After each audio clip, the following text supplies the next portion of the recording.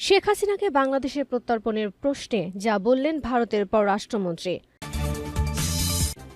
সবশেষে দেখবেন আরাফাতের ফরাসি কানেকশন ও স্বৈরাচারকে মদদ দেওয়া এক রাষ্ট্রদূত। এখন বিস্তারিত। ভারতে আশ্রয় নেওয়া বাংলাদেশের সাবেক প্রধানমন্ত্রী শেখ হাসিনাকে বাংলাদেশের প্রত্যর্পণের বিষয়ে মুখ খুলেছেন ভারতের পররাষ্ট্রমন্ত্রী ড সুব্রমণ্যম জয়শঙ্কর। তিনি বলেছেন, নয়াদিল্লি গণমাধ্যমের প্রতিবেদনের প্রতিক্রিয়া নয়, কূটনৈতিক চ্যানেলের মাধ্যমে বাংলাদেশ সরকারের সঙ্গে কার্যক্রম পরিচালনা করে। স্থানীয় সময় গত মঙ্গলবার জার্মানির রাজধানী বার্লিনে এক সংবাদ সম্মেলনে বাংলাদেশের ক্ষমতাচ্যুত প্রধানমন্ত্রী শেখ হাসিনার প্রত্যর্পণ নিয়ে এক প্রশ্নের জবাবে ভারতের পররাষ্ট্রমন্ত্রী একথা বলেন। এ সময় জার্মান পররাষ্ট্রমন্ত্রী আনালেনা বেয়ারবক উপস্থিত ছিলেন। ভারতীয় সংবাদ সংস্থা এএনআই এর প্রতিবেদন থেকে এ তথ্য জানা গেছে। জয়শঙ্কর বলেন, আপনারা জানেন বাংলাদেশের সরকার পরিবর্তন হয়েছে। আমরা স্পষ্টতই সেই সরকারের সঙ্গে যোগাযোগ রক্ষা করছি।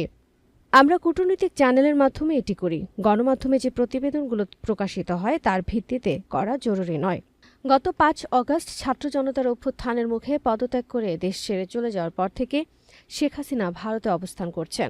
বাংলাদেশের অন্তর্বর্তী সরকারের উপদেষ্টারা গণমাধ্যমে শেখ হাসিনার সম্ভাব্য প্রত্যর্পণের বিষয়ে কথা বলেছেন, কারণ তার বিরুদ্ধে শতাধিক হত্যা মামলা হয়েছে। অপরদিকে মধ্য অগাস্টে সামাজিক যোগাযোগ মাধ্যমে গুজব ছড়িয়ে পড়ে সাবেক তথ্য প্রতিমন্ত্রী মোহাম্মদ এ আরাফাত ঢাকাস্থ ফ্রান্সে দূতাবাসে আত্মগোপন করেছেন। ততদিনে সাবেক প্রধানমন্ত্রী শেখ হাসিনার ঘনিষ্ঠ সহযোগী সালমান এফ রহমান এবং আনিসুল হকের মতো লোকেরা অপমানজনক পরিস্থিতি গ্রেফতার হয়েছেন। চলতি বছরের শুরুর দিকে বিরোধীদের বয়কট নির্বাচনে জয়ী হয়ে হাসিনার চতুর্থবার শাসনামলে আরাফাত পরিচিত ব্যক্তি হয়ে উঠেছিলেন, বিশেষ করে তার বাকপটুতা এবং সাহসিকতার জন্য। আরাফাত একাডেমিক ব্যক্তির মতো করে আত্মবিশ্বাসের সঙ্গে তথ্য দিয়ে থাকতেন। যদিও কেউ কেউ তার বক্তব্য নির্ভুল মনে করতেন, তবে বাকিরা মনে করতেন তার বক্তব্য বিভ্রান্তিকর। যদিও এই নির্ভুল ও বিভ্রান্তিকর ইস্যুতে বিতর্ক রয়েই গেল। তবে এটা খুব পরিষ্কার যে জুলাই বিপ্লবের সময় তথ্য প্রতিমন্ত্রী হিসেবে আরাফাত উল্লেখযোগ্য মনোযোগ করে নিলেন। সে সময় তিনি আল জাজিরার মতো বড় বড় সংবাদ মাধ্যমকে সাক্ষাৎকার দিয়েছেন। এমনকি সেই সময় ব্যবসায়ীদের সঙ্গে হাসিনার বহুল প্রচারিত বৈঠকের মূল মঞ্চেও জায়গা করে নিয়েছিলেন। ওই বৈঠকে তিনি বিতর্কিত মন্তব্য করেছিলেন এবং বলেছিলেন, আন্দোলনকারী কিছু ছাত্রকে মাদক সেবন করানো হয়ে থাকতে পারে। এছাড়া তিনি বারবার দাবি করেছিলেন পুরো আন্দোলনটি জামায়াত শিবিরের কাজ। তার এই ধরনের কথাবার্তা শিক্ষার্থীসহ সাধারণ মানুষকে তার বিরুদ্ধে ক্ষোভের জন্ম দিয়েছে।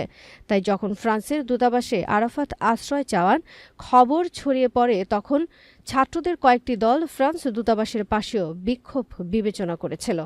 ফ্রান্স দূতাবাসের লাগোয়ায় জার্মানির দূতাবাস। পরবর্তীতে ছাত্ররা বুঝতে পারে তাদের এই পদক্ষেপ বাংলাদেশের আন্তর্জাতিক ভাবমূর্তিতে নেতিবাচক প্রভাব ফেলবে। তবে তারা এও বুঝতে পারে তাদের অসন্তোষের বিষয়টি জানানো দরকার। নেতিবাচক প্রভাব ফেলবে।